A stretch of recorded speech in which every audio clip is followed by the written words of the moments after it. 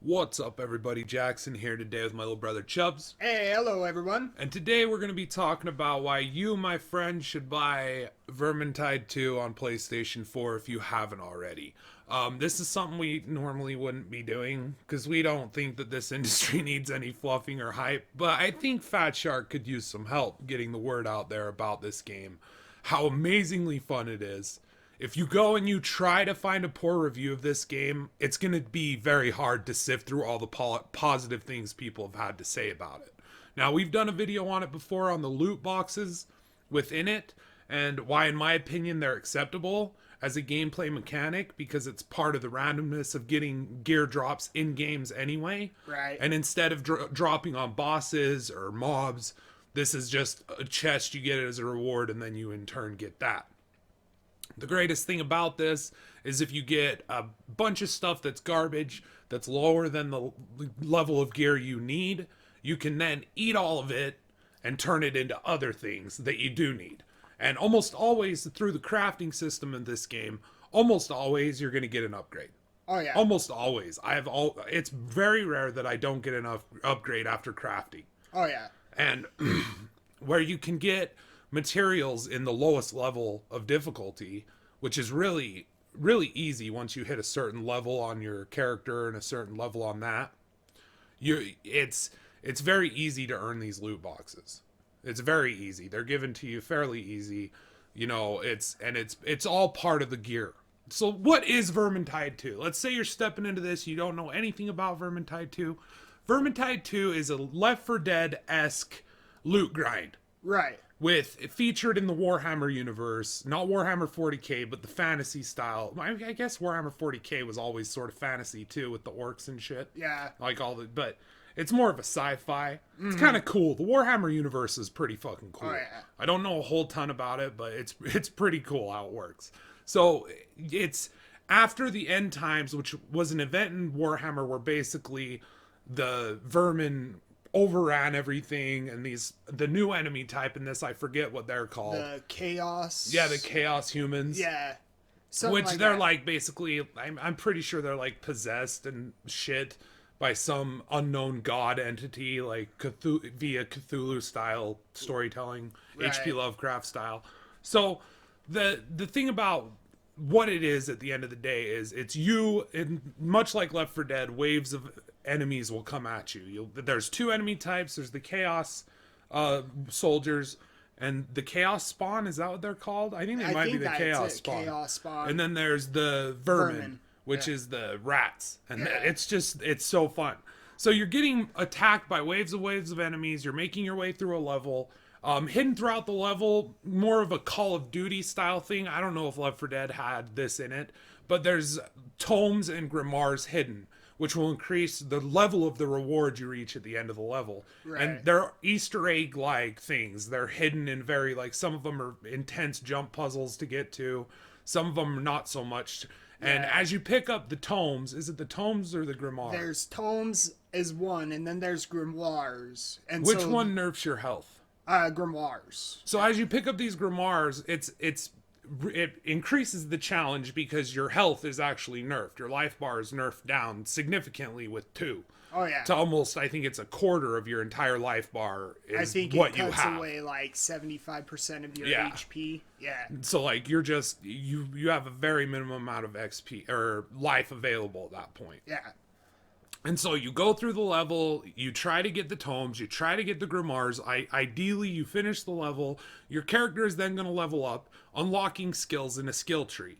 These are varied and situational. There's nothing that's better than the other as far as I could see. It all comes down to personal play style within the skills. And this is where it gets interesting, right? Because the first Vermintide had different weapons from what I remember, right? And there was different gear and different options within that. It was, I think, only weapons and maybe a couple of other slots, right?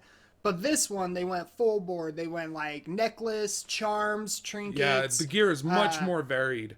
You have your offhand weapon, then you have your melee weapon, and then on top of that, it's a significant improvement over Vermintide 1. And that's where we get into it, and that's why we're endorsing this game, is because you see that progression from the first game, where they added a skill tree and they wanted a level up system where you felt like there was actual in-game character progression from map to map.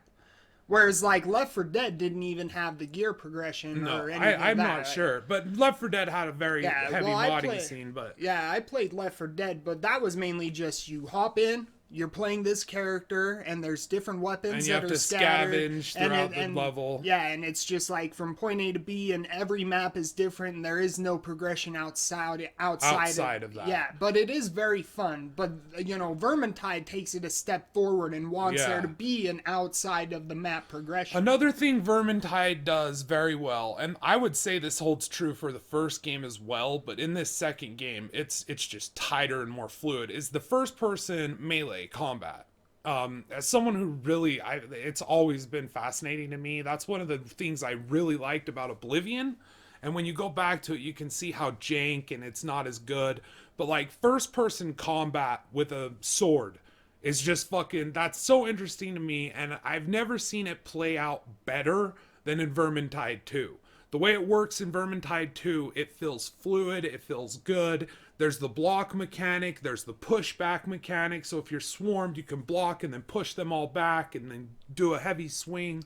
The styles of weapons are varied. There's spears, there's long swords, there's dual swords, there's, you know, if you're playing the elf, if you're playing like, what's his name, Burridin? No. Barden. If you're playing the dwarf Barden, there's the pickaxe, the giant hammer, you know. And throughout all these... And on top of that, there's also a secondary weapon, which is a ranged weapon. Yeah. And those are varied. Mm-hmm. And every single one has a modifier for certain damage types. So, like, for Barden, the pickaxe, it doesn't do, like, a lot of sweep damage. But if you get a headshot on a storm vermin, it's like boom, it's dead. One shot, dead. Yeah, you know. But there's benefits and there's benefits and downsides to every weapon. Oh yeah. Every weapon in one situation, that weapon may be the best. In another situation, you might wish you had something else. But that's the great thing about it being 4-player co-op. Oh yeah. And even if you're playing it separate weapon system. And even if you're playing it offline, which I'm sure you'll be able to do, you can still play it offline with 3 AI companions. Yep. So that the thing about this, and the AI in this game is a step heads and above better than the first one. I remember the AI in the first one was not that good. They'd often get lost and stuck in corners and things, if I remember. And in this one, there's none of that. Like the AI companion is there at player one's back the whole time. They'll pick up potions, they'll pick up healing items, and they'll, if you use yours, all of a sudden you'll have another one in your bag because the AI companion was holding on to it for you. And just gave it to you. Yeah. Yeah. So like the AI in this game is way better. It's like you were saying, there's this forward progression. That's why we're more than comfortable endorsing this game. Another reason is because I want them to get fucking filthy rich. And I want them to make an open world action adventure RPG with these fighting mechanics. These things, and I see the depth they've added to these skill trees in just a game that's basically horde mode survival, you know, get to the end of the level section. Like that's what it is. Yeah. It's horde mode maps in this many maps, you know, the maps are amazing. Oh yeah. The art is fucking stellar. The visuals in this game are fucking heads and above any fantasy game I've played in years. Like heads, it's even over The Witcher. I would say that this feels more like, because The Witcher's more, it kind of tries to base itself more in reality. Right. So there's not many things you see in Witcher that you wouldn't see like in other places. Right. In real life, is what I should say. It tries to be true to like that period and that time frame, and like so it bases its architecture and things off of things that are real. Oh yeah, and it's still a fantasy. I'm not saying it's not fantastical. But for example, in The Witcher 3, the swamp area, I can't remember where that is, where you run into the witches. Yeah, Velen. I didn't really care for how that area looked. I mean, sure, there were some There was some awestruck moments where I was like, ah, that's well, cool. yeah, but there was a reason But for that. That in context of the story of what well, like yeah. No Man's Land is and Oh, like yeah. what Velen is it's Oh, like yeah. And it's like, and it definitely makes sense. But in Vermintide 2, the comparison is like, every moment is it's more is Tolkien. amazing. It's more It like looks- Lord of the Rings. Yeah, it's like there's never a moment where you're like, I Yeah. really don't care for how this looks. I don't like Oh, this I see area. what you're saying. It's you know what almost- I mean? you're It's always like every like, map yeah. is awesome. You're like, this is fucking cool. And it this looks is cool. really cool. Even the like really broken down cities where it's like a ton of buildings, that shit is awesome. Yeah. There's a map where you like actually go through roofs and you're Yeah, like the falling. broken buildings and shit. Yeah, you're falling through these collapsed buildings and shit, and then you gotta break out of the city, and all of it, like, every single moment looks amazing. But then, like, on the flip side of that, it shows the city, but then it shows, like, that tree in an open field. Oh, There's, yeah, like, this hill. dude. Like, and, the crops and all of that. Yeah, Oh, and then, yeah. like, the forests, like the elven ruins. Oh, yeah. Yeah, there's some jaw-dropping visuals in this game. I sincerely would love to see what Fat Shark and these developers could do with what they have if they had a shitload of money to make like an open world or not even an MMO, just an like- open world RPG. Yeah. With multiplayer, I think they could do it. Maybe they'd keep it up to 4 players or something, but I think they could do it. And I think that if they had the funds to do more, they definitely would. The thing when you look at this is there's a lot of mixed reviews on their DLC. I'm going to go ahead and defend their DLC right now. Their DLC is definitely, it's from what you would, like, I don't consider it overpriced, but here's why. So the first DLC is 2 maps at $10, and I think it added some extra gear. The latest DLC, Return to Uberstrike, is 3 maps, but they are just remastered versions of the maps from the first game, which is obviously cheaper. You know what I mean? And so they're both $10 a piece. So for $20 you get 5 maps. Here's the reason I'll defend this. This is a smaller developer, okay, who's working with probably an expensive as fuck license. Like, I can't imagine how expensive it is to license out the Warhammer name. Right. It's just Magic the Gathering. It's fucking, it's that level of shit. Like, Warhammer is that level of shit. That been around that long, stood the test of time, from the tabletop games all the way through to the fiction, because there's actual novels in this universe that are written by real, like, let's say Forgotten Realms. Yeah. It's like that relevant. authors D&D. that really, like, yeah, it's come in that and write relevant. stories. Yeah, it's a contender to D&D. So, like, I'm sure this licensing is not cheap. And finally, if I own the DLC, if I spend $20 and I get the DLC on my Steam account, my brother Chubbz can play the DLC for free. My brother Chris can play the DLC, and my buddy Nito can play the DLC with me, so long as I'm the host. Yeah. Another reason is because up until recently they had those in the quick play list to try not to split the player base. I think what they found by removing that's another criticism you'll see on the reviews on the DLC, is that they're removing those from the quick play account. I think the reasoning for that is that it's not a desire to split the player base. It's more of a desire to, it feels to me like it's not splitting the player base when you leave up to 3 players who don't need the DLC. Right. 1 person needs the DLC. It's $20. Me and fucking Chubbz and Chris and Nito can all throw down $5. Basically it's $5 a person. Yeah.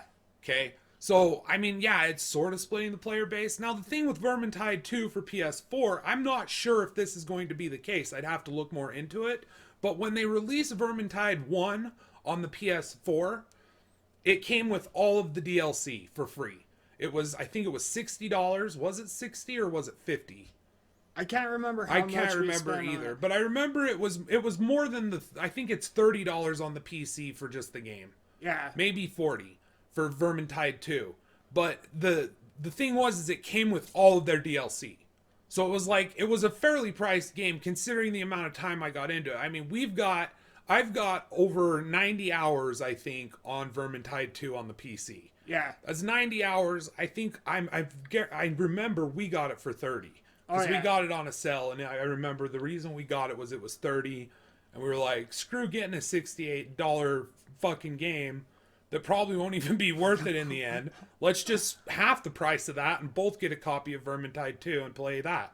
And Chris got a copy, Nito got a copy, and all four of us have played this game a lot. We've recently started to play it again. Oh yeah, which is another thing, the replayability factor.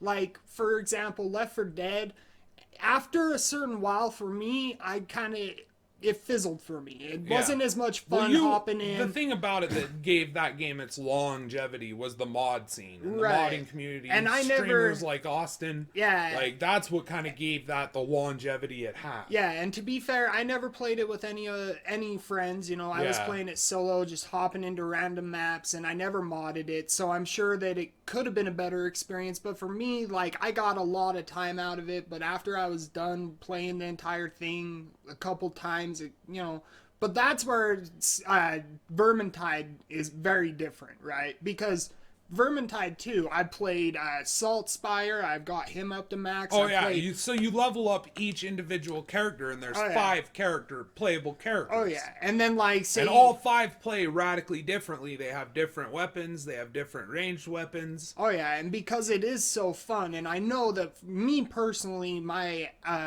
personality is I get burnt out on a game after playing it for so much. And like with Vermintide 2, when I finally set it down, I'd got 100 hours into it. So I was like, all right, I'm going to set this down, take a break for a minute, play some other games.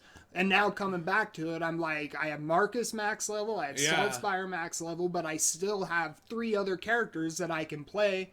And then those other 2 characters within those characters, there's 3 different specializations for that character. Oh yeah, exactly. Like Barden can be a tank. Barden can be he has the ability to stealth out. Oh yeah. Barden can be a berserker. So two-handed axe. Yeah, dual wielding. Each one has a different, and with that corresponding specialization comes a new talent tree. New gear that you can use. So like the double axes Barden can't use unless he's a berserker, unless he's in that specialization. And so it's this situation where each class can be played 3 different ways with 2 entirely different melee weapons, entirely different ranged weapons, and it adds a lot of replayability to it. Oh yeah. And with the gear being there and actually adding certain abilities to your character. For instance, there's one you can get that when you drink any potion, like a speed potion, a defense potion, a power potion,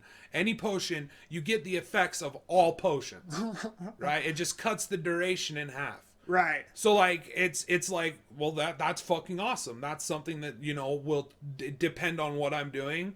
And if I, like a boss enemy approaches and I'm going to drink like a speed potion, now I also have strength. Oh, yeah. So my weapons are hitting harder. I also have like the one that refills my super ability quicker. Yeah. So I can use my super ability and it'll be filled up again real quick due to this potion.